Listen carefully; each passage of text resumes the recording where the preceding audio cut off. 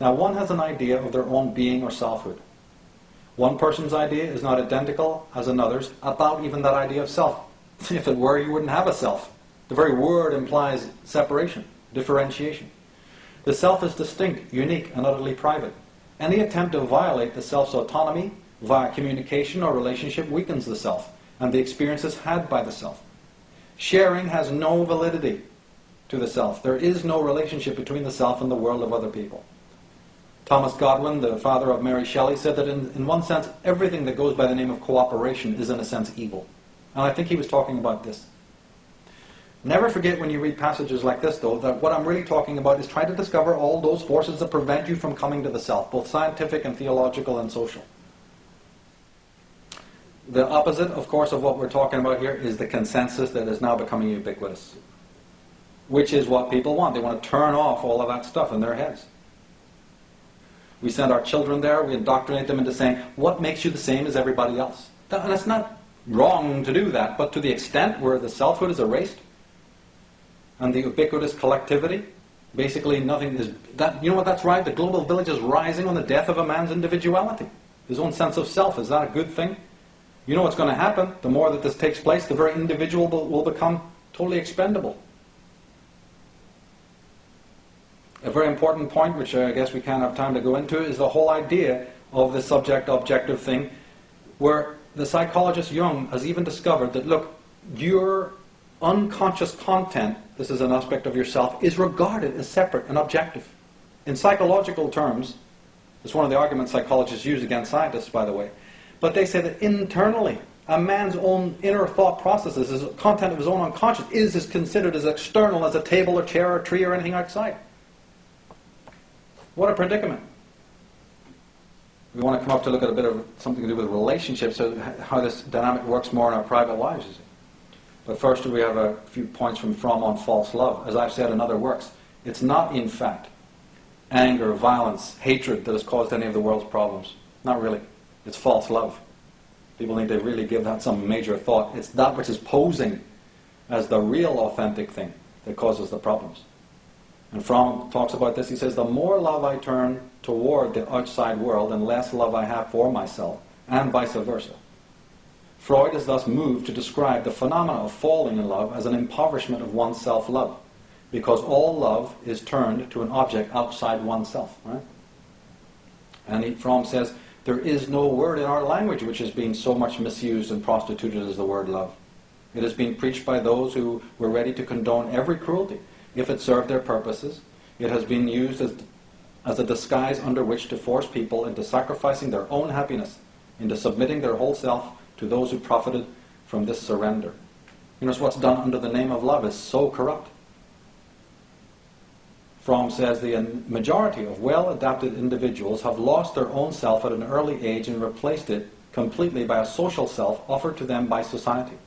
They have no neurotic conflicts because they themselves, and therefore the discrepancy between themselves and the outside world, have disappeared. The immersion in the pseudo-self. Now, two phenomena closely connected with each other are frequently presented as love, the masochistic and sadistic love. In the case of masochistic love, one gives up oneself, one's initiative and integrity in order to become submerged entirely in the other person who is felt to be stronger. Because of deep anxieties which give rise to the feelings that one cannot stand on one's own feet, one wants to be rid of one's own individual self and to become part of another human being, thus becoming secure and finding a center which one misses in oneself. And there are many people who are experts in making us dependent, who want us to feel guilty. Now, the surrender of one's own self has often been praised as an example of the greatest love. It is actually a form of idolatry, and also an annihilation of the self. The sadistic love, on the other hand, springs from the desire to swallow its subject, to make him a will-less instrument in one's own hands. This drive is also rooted in a deep anxiety and an ability to stand alone. But instead of finding increased strength by being swallowed, strength and security are found in having a limited power over the other person. The masochistic as well as the sadistic kind of love are expression of one basic need, which springs from a basic inability to be independent. Now, many married couples stay together for this reason. The marriage gives them the opportunity to experience hate, quarrels, sadism, and sublimation. They stay together not in spite of their fights, but because of them. Masochistic behavior and pleasure in suffering or submitting has one of its roots in this need for excitement.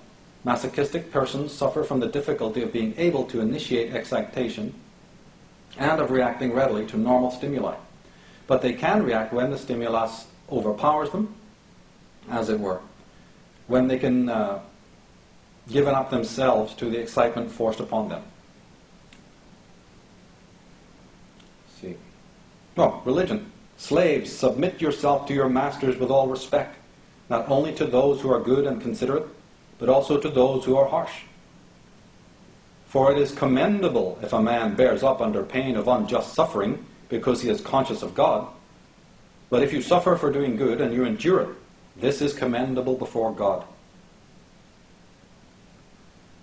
Look at this. The Egyptians, Babylonians, Greeks, and Romans had no word in their language for sin.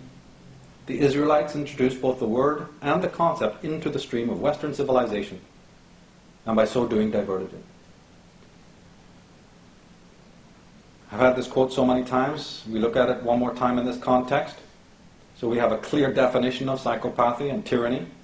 Nothing, says Martin Luther, is more poisonous, harmful, or devilish than a man in rebellion. Yeah, to them.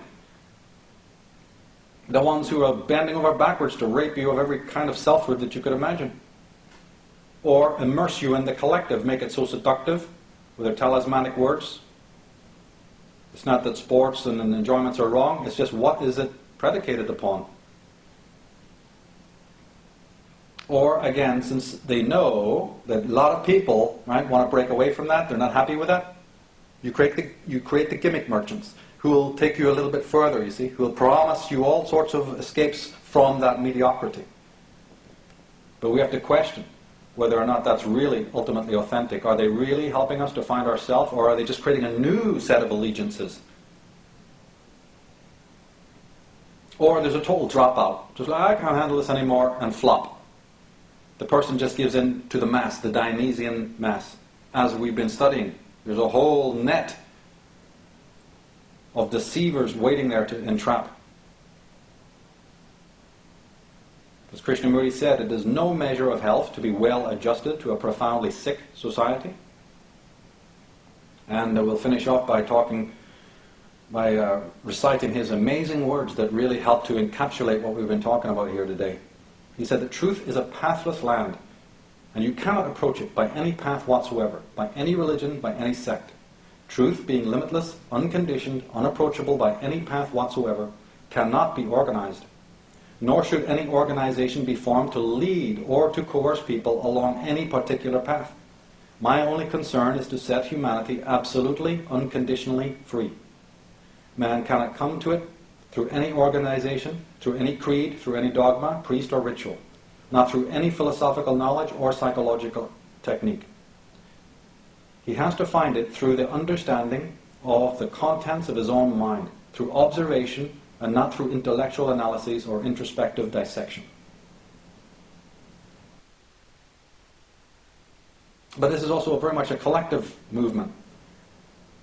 And if we look to the scientists, do we find any answers? Erich Fromm says the reasons why social scientists have not considered the question of the optimal social conditions for man's growth a matter of primary concern can easily be discerned if one recognizes the sad fact that, with a few outstanding exceptions, social scientists are essentially apologists for and not critics of the existing social system.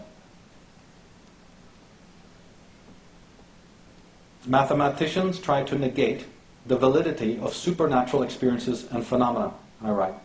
They say that many apparently supernatural experiences are simply coincidences mistaken for something unique. They cite experiences had by many people and say they're illegitimate. Remember, idiothetic, nomothetic, ideographic. You have it, it's your experience, but you can't reproduce it. Oh, well, it didn't happen, it's inauthentic. However, no scientist can altogether, this is the argument you can use against them, however, no scientist can altogether eliminate the possibility of a truly numinous experience from occurring. Just because something is unlikely or scientifically unverifiable does not mean that it did not occur. Moreover, scientists merely interpret interpretations. That is, they do not measure or quantify the actual experience. They nomothetically measure and quantify the consequences, afterthoughts, and opinions of the experiencer. They compare and contrast an experience with others of a similar kind. However, all experiences of a numinous nature, right, are subjectively interpreted, meaning all those deep inner ideographic experiences are subjectively interpreted. So no true or wholly relevant objective statement can be made on them, right? There is only subjective truth. Everything else is interpretation. The believer in supernatural phenomena can't altogether convince a scientist of the validity of the experience they've had. They can only relate what it meant to them personally. Party B was not present during the experience and can't know what it was like.